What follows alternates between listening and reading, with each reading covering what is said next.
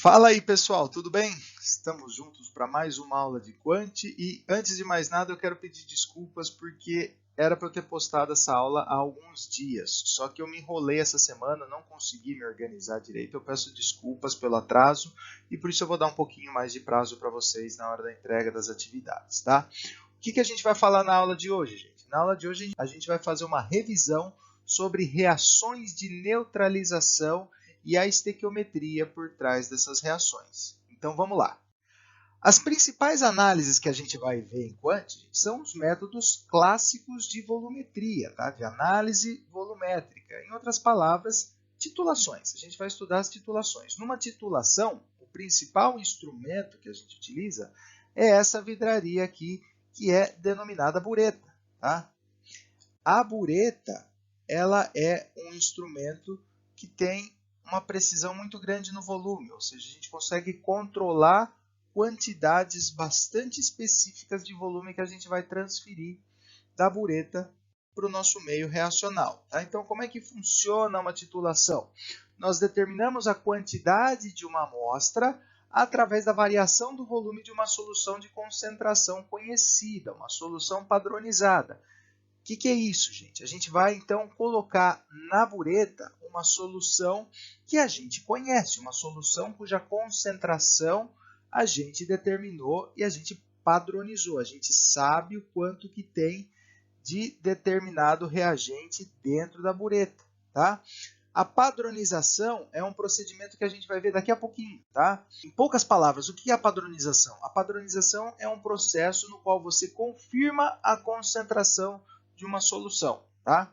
Então, como é que funciona a titulação? A gente vai determinar a quantidade de uma amostra. Então, a gente vai ter um recipiente com uma amostra. E a gente vai determinar a quantidade desse reagente através da variação do volume da solução padronizada que está na bureta. Vai ocorrer uma adição gradual da solução padronizada à amostra, que reage. Então, o que acontece? A solução que está dentro da bureta vai sendo adicionada aos pouquinhos, uma adição gradual, gota a gota, golinho a golinho, e a solução que está dentro da bureta vai reagir com a nossa amostra. Tá? Quando houver a reação completa, quando a reação terminar, a gente anota o volume que foi consumido da solução padronizada e através dos cálculos estequiométricos, ou seja, através do cálculo das quantidades dos reagentes, ou seja, da nossa amostra e da solução padronizada, a gente consegue determinar a quantidade da amostra. Tá? Então, é mais ou menos nesse esquema que fica as nossas vidrarias durante uma titulação. Então, a gente tem a bureta presa a um suporte universal e aqui embaixo a gente vai colocar a nossa amostra. Esse frasquinho aqui é um Erlenmeyer. Tá? Então, a titulação é mais ou menos desse jeito que ocorre. Nós fazemos a transferência da nossa amostra, que a gente quer determinar a concentração, determinar a quantidade. Nesse exemplo aqui, a nossa amostra é uma solução de um ácido. A gente vai adicionar um indicador. O que é um indicador? Indicador é uma substância que vai indicar, ou seja, que vai mostrar quando a reação se completa. Tá? E como que ela mostra que a reação está completa? Ela vai mudar de cor.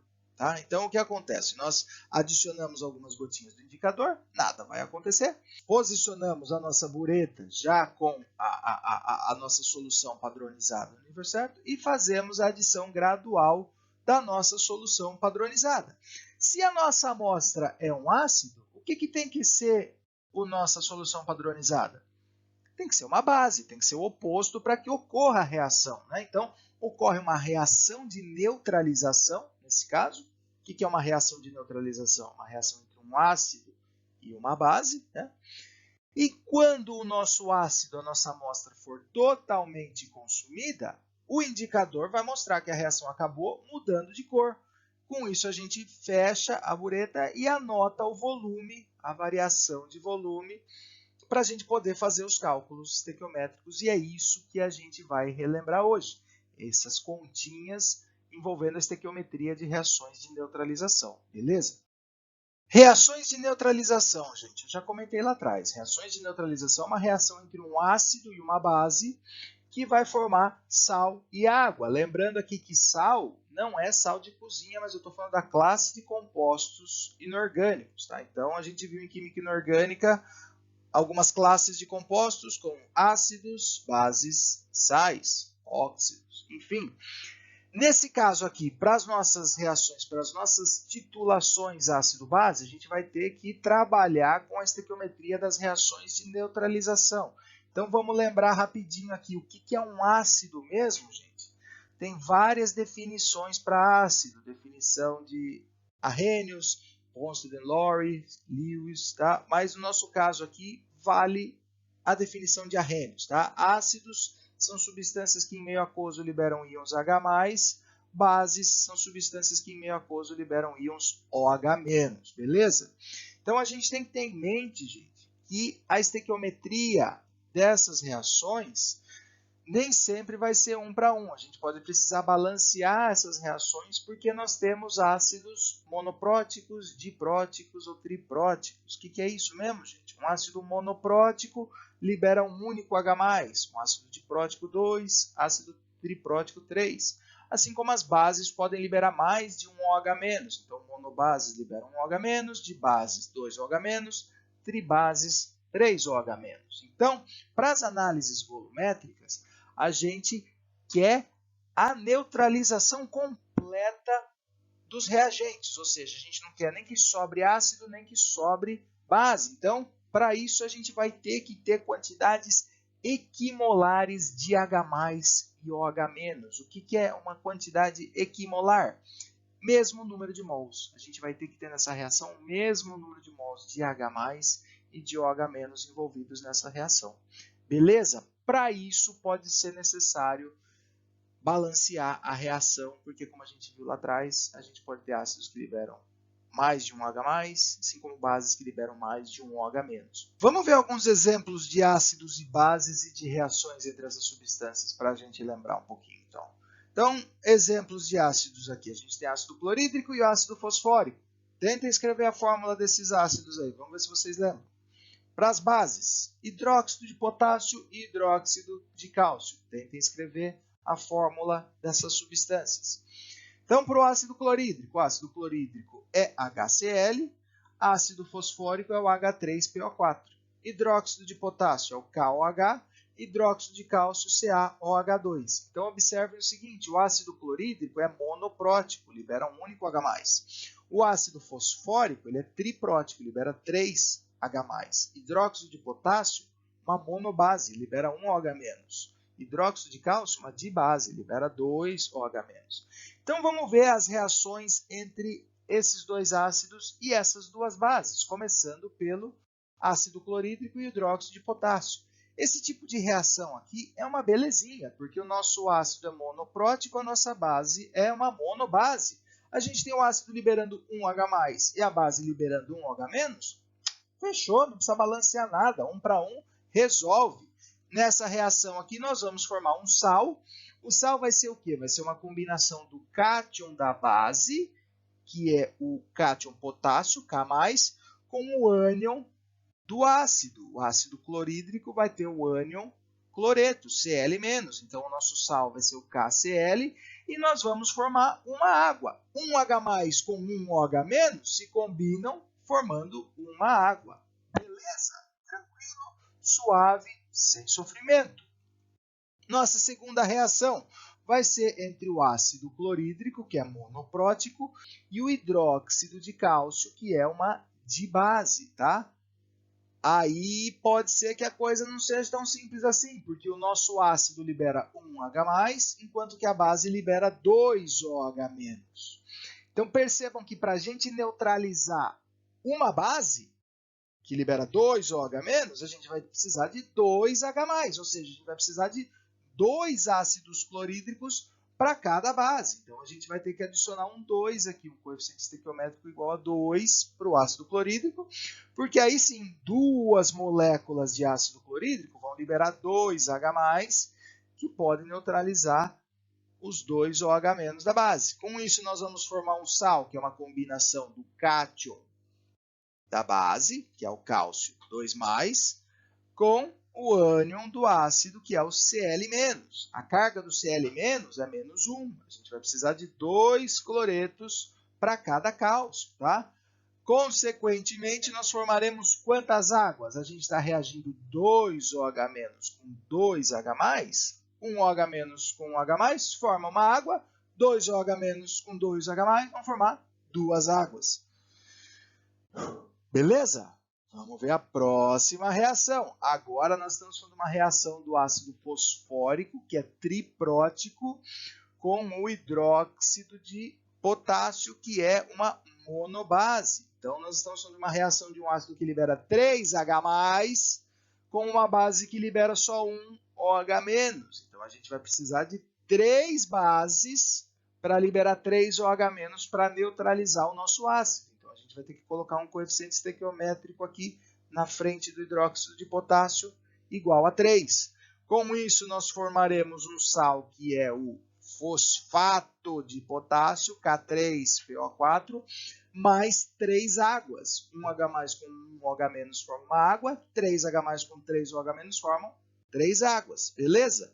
A última reação é a mais xarope de todas, porque vai ser uma reação entre o ácido triprótico, que libera 3H+, com uma base, que é uma dibase, que libera 2OH-.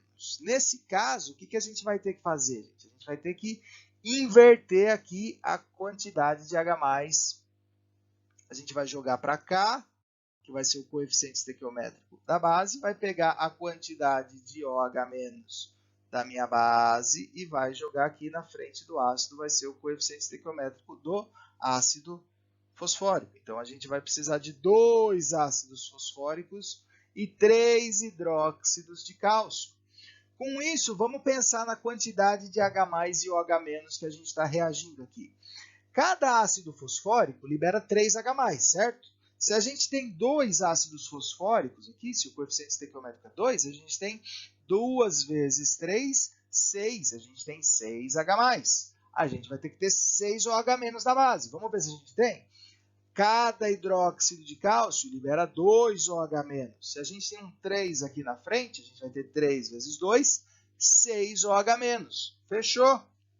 Com isso, nós formaremos um sal, que é o fosfato de cálcio, e 6 águas, tá? Afinal de contas, a gente está reagindo 6H+ e 6 OH-. Beleza, gente? Isso aqui não é novidade, vocês viram em química inorgânica. Se vocês tiverem dificuldade com reação de neutralização, façam os exercícios que eu passei aí para a aula de hoje direitinho. Me procurem, tá bom? Vamos em frente. Vamos ver uma situação aqui que seria muito próxima ao que a gente teria numa aula prática, tá? Então, após uma aula prática, o técnico notou que havia um frasco com uma solução de ácido sulfúrico, porém sem concentração no rótulo. É muito importante a gente sempre identificar os frascos quando a gente estiver no laboratório, tá? Nesse caso aqui, o que ele teve que fazer? Então, para determinar a concentração da solução de ácido sulfúrico, o técnico titulou 20 ml da solução de ácido sulfúrico com uma solução padronizada de hidróxido de sódio a 0,1 mol por litro. A neutralização completa do ácido consumiu 16 ml do titulante. Qual era a concentração do ácido? Vamos organizar algumas coisas aqui. Mol litro a menos 1 é o mesmo que mol por litro, tá? Mol barra litro. Eu prefiro escrever mol litro a menos 1, tá joia? Isso aí fica a gosto de freguês. Se vocês preferirem mol barra litro, tá tranquilo, é a mesma coisa. Vamos ver o que mais que a gente tem de novidade aqui. Titulante. Titulante é a solução que vai dentro da bureta, tá? Então, vamos esquematizar a nossa situação aqui. A gente vai ter o seguinte. Tinha um frasco na bancada, o técnico foi lá com uma pipeta, pegou 20 ml dessa solução de ácido fluorídrico e colocou no Erlenmeyer. A solução de ácido sulfúrico, falei clorídrico lá atrás é sulfúrico, a solução de ácido sulfúrico é de concentração desconhecida, tá? Então, nós vamos titular essa solução com o hidróxido de sódio padronizado, ou seja, a gente conhece essa concentração e sabe que é 0,1 mol por litro, tá? Na aula passada, a gente viu algarismos significativos. A gente vai usar isso daí, mas por enquanto vamos focar na estequiometria e nas continhas que a gente tem que fazer, tá? Algarismos significativos, arredondamento, isso daí por enquanto é detalhe que não importa para a gente, tá? Vamos pensar aqui só na reação que está acontecendo, só no experimento, na conformação do experimento. Então, o técnico vai colocar um Erlenmeyer contendo aqui os 20 ml do ácido sulfúrico de concentração desconhecida e dentro da bureta nós teremos a solução padronizada do hidróxido de sódio. Beleza? Aí o técnico fez a titulação, foi pingando hidróxido de sódio até que todo o ácido sulfúrico foi consumido. O indicador mudou de cor, aí ele fechou a torneirinha da bureta e viu que foram consumidos 16 ml do hidróxido de sódio de concentração 0,1 mol por litro. Qual era a concentração do ácido sulfúrico? Vamos fazer essas continhas então. Então, o primeiro passo, gente, vai ser o quê? Vai ser montar a reação química. A gente tem que ver a estequiometria dessa reação. Então, nós temos o seguinte, o hidróxido de sódio é a nossa base, o ácido sulfúrico é o nosso ácido. Detalhe importante, gente. Não importa numa reação quem eu escrevo primeiro, se eu escrevo a base ou se eu escrevo o ácido, tá? É o mesmo que fazer 2 mais 1 vai dar 3, ou 1 mais 2 também dá 3, tá? A ordem não importa na reação química. Então, lá atrás acho que eu coloquei os ácidos primeiro, agora eu estou colocando a base primeiro. Tanto faz. O que importa aqui? Importa a gente ver a estequiometria da reação. Então, nós temos o hidróxido de sódio, que é uma monobase, libera 1 OH-. E nós temos o ácido sulfúrico, que é um ácido diprótico, libera 2H+. Então, a gente vai ter que balancear essa reação. A gente vai precisar de 2 bases para cada ácido, né? Então, a gente vai ter que colocar um 2 aqui no coeficiente estequiométrico da base. Formaremos um sal, que é o sulfato de sódio, mais 2 águas. Beleza? Essa é a nossa reação balanceada. Com isso, a gente já garante metade do exercício. Feito isso, vamos agora pensar na quantidade de mols envolvidos nessa reação. O que a gente conhece, gente? A gente conhece a concentração da nossa base, 0,1 mol por litro, e a gente também sabe o volume da base que foi consumido, 16 ml. Tá? Então, vamos lembrar aqui que concentração é igual a número de mols dividido pelo volume. Tá? O que a gente tem? A gente tem a concentração, 0,1 mol por litro, e a gente tem o volume, que são os 16 ml. Então, a gente quer o número de mols. Vamos isolar o número de mols. Como é que a gente isola o número de mols nessa fórmula? Pega o volume que está dividindo, passa para cá, vai vir multiplicando. Então, o número de mols é igual a concentração vezes o volume. Beleza? Vamos usar essa equação aqui, tendo em mente que o volume está em 16 ml.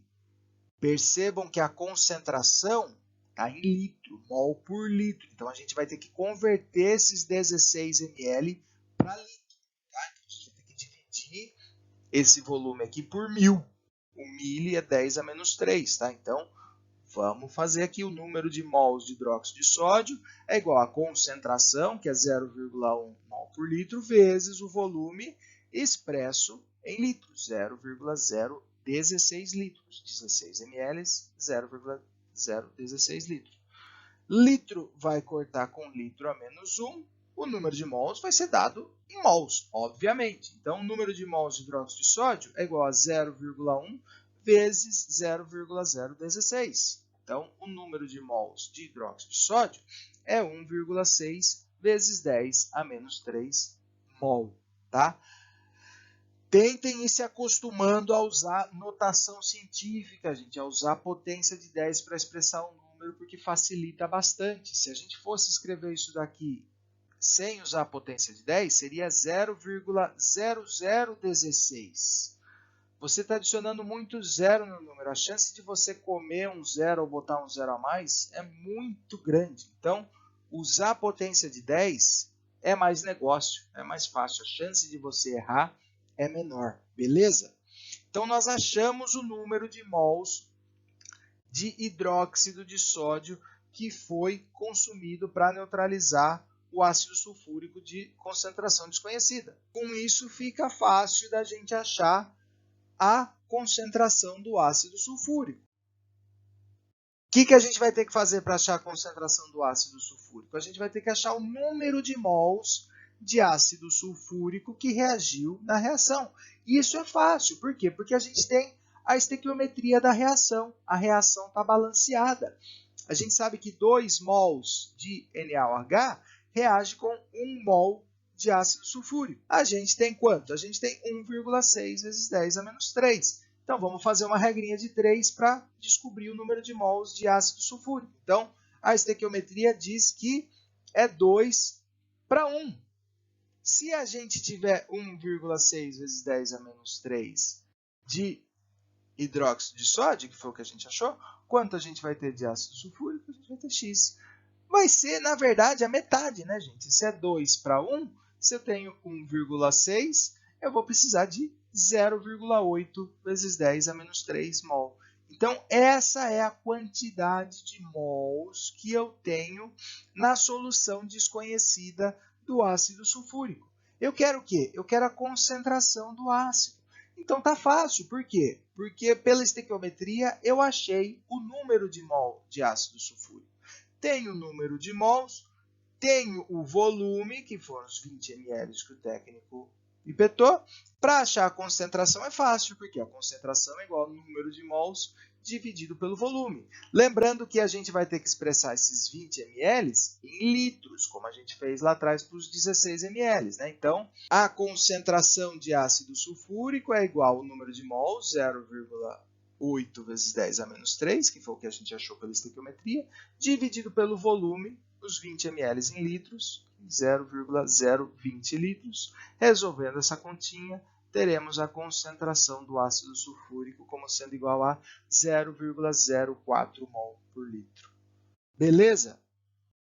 Maravilha, gente. Eu agradeço a atenção de vocês e agradeço quem chegou até aqui. Gente, cálculo estequiométrico pode ser chatinho, pode ser difícil, mas é muito importante, tá? Então, se vocês têm dificuldade, façam os exercícios. Eu vou colocar uma listinha de exercícios para entregar e vou colocar uma lista de exercício extra com os resultados para vocês praticarem, para quem tiver dificuldade, tá? Então, para a aula de hoje, reações de neutralização e cálculos estequiométricos, tá? Cálculos de estequiometria, porque isso é muito importante. Beleza, gente? Como de praxe no último slide, deixo aqui algumas dicas de referências bibliográficas. Para encontrar esses livros, é só entrar na Biblioteca Virtual Pearson. Para entrar na Biblioteca Virtual, é só ir no Swap, links importantes, Biblioteca Virtual Pearson.